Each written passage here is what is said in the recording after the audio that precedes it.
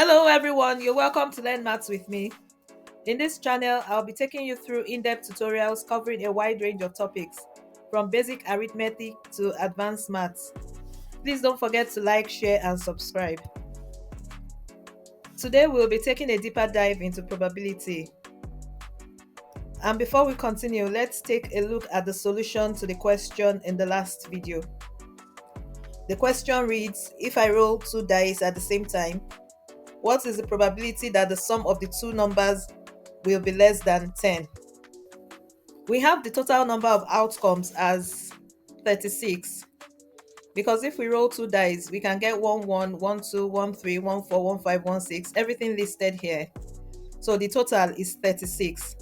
The number of possible outcomes that we can get is 30. In the first row, all the six outcomes are possible. Second row, all the six outcomes are possible. In the third row, all the six outcomes are possible. In the fourth row, 5 outcomes are possible out of 6. In the fifth row, 4 outcomes are possible out of 6. And in the sixth row, we have 3 outcomes that are possible. So if we count all the possible outcomes, we'll see that it's 30. So that means that if I roll two dice at the same time, the probability that the sum of the two numbers will be less than 10 will be 30 over 36, which is also 5 over 6. Mutually exclusive events. If you have two events A and B, we say that they are mutually exclusive when they cannot happen at the same time. For example, if I roll a dice, I cannot get a 2 and also get a 1 at the same time. I can get a 2 and I can also get a 1, but I cannot get both at the same time. So the two events are mutually exclusive events.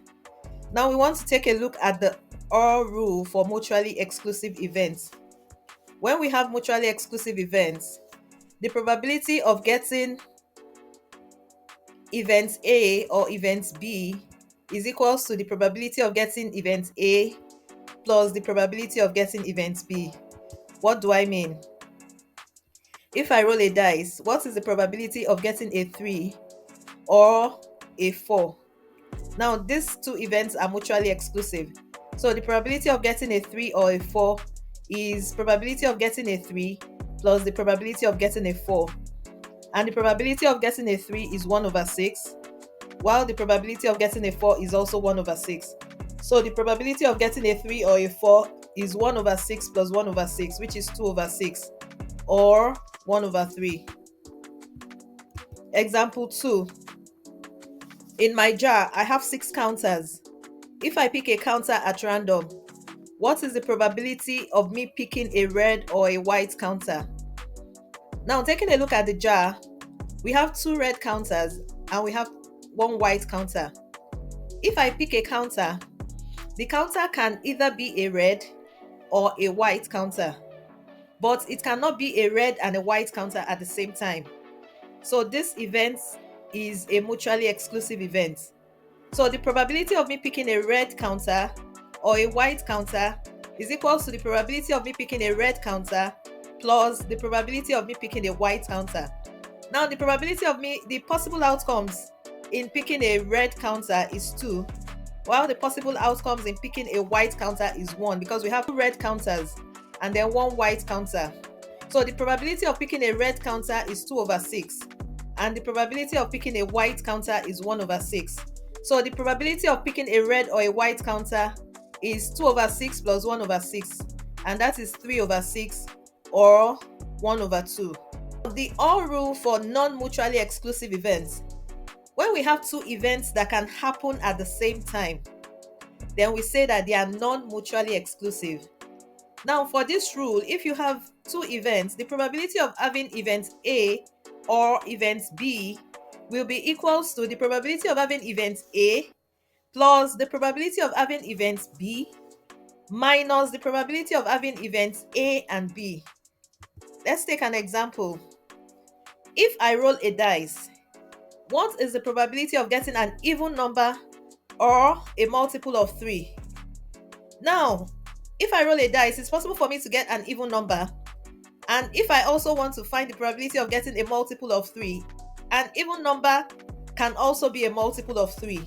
So we can have these 2 events happening at the same time. So this example is a non-mutually exclusive event. So the probability of having an even number or the probability of having a multiple of 3 will be the probability of having an even number plus the probability of having a multiple of 3 minus the probability of having even number and multiple of 3. The even numbers that we can get, the possible outcomes are 2, 4, and 6. So the probability of having an even number will be 3 over 6. The multiples of 3 that we can get when we roll a dice are 3 and 6. So the probability of having a multiple of 3 is 2 over 6. Then we can see that from the even numbers we have 2, 4, and 6. And then from the multiples of 3 we have 3 and 6. So we have 6 common. 6 is a multiple of 3 and it is also an even number. But that happens once. So the probability of having an even number and the probability of having a multiple of 6 is 1 over 6. So let's go back to our formula.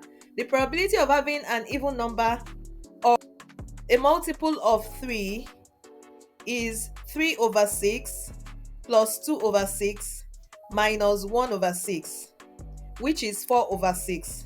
The even numbers that we have are 2, 4, and 6. Then the multiples of 3 that we have are 3 and 6. So if I want to list out all the numbers, the probability of having an even number or a multiple of 3, I'll list out 2, 3, 4, and 6. Now because 3 is occurring twice, I won't list it out twice. If I list it out twice, that means I'll be double counting it. So the probability of having an even number or a multiple of 3 is 4 over 6. We have another example. I have a range of numbers from 1 to 20. If I pick a number at random, what is the probability that it is a prime number or a multiple of 3? The prime numbers between 1 and 20 are 2, 3, 5, 7, 11, 13, 17, and 19. And we have a total of 8. Note that 1 is not a prime number. The multiples of 3 between 1 and 20 are 3, 6, 9, 12, 15, and 18. We have a possible outcomes of 6. But we can also see that we have 3 as a prime number between 1 and 20. And we also have 3 occurring as a multiple of 3 between 1 and 20. So the prime numbers and multiple of 3 is 3, and that occurs once. So if we want to find the probability of getting a prime number or a multiple of 3, it will be the probability of getting a prime number plus the probability of getting a multiple of 3 minus the probability of getting a prime number and a multiple of 3. So we are going to have 8 over 20 plus 6 over 20 minus 1 over 20. And that gives us 13 over 20. Now let's also list out all the numbers and see if we are correct. Prime numbers between 1 and 20. 2, 3, 5, 7, 11, 13, 17, and 19. Multiples of 3 between 1 and 20. 3, 6, 9, 12, 15, and 18.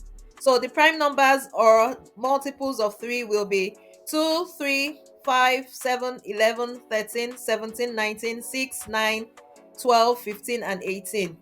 Note that the 3 that occurred twice, I've not repeated it. So we have 13 over 20. Let's take a quick recap. We said that the probability of having an event A or an event B or an event B is equals to the probability of having an event A plus the probability of having an event B minus the probability of having an event A and B. And we also said that for mutually exclusive events, the probability of having an event A or B is equals to probability of having an event A plus probability of having an event B. Now it is important to note that for mutually exclusive events, the probability of having an event A and an event B at the same time is 0 because they don't happen at the same time. So that is why the formula for getting the probability of mutually exclusive events is probability of A plus probability of B. If you have watched up to this point and you haven't subscribed, kindly hit the button below and turn on your notifications. Now we have a question for us to try. And it reads, if I pick a card from a well shuffled pack, what is the probability that the card I picked is a red or an ace? Now, let me give us an hint. A pack of cards has 52 cards, and 13 of each suits of a spade, a club, a heart, and a diamond. Each of these suits have an ace. Kindly leave your answers in the comment section. Thank you for watching. I'll see you in the next video.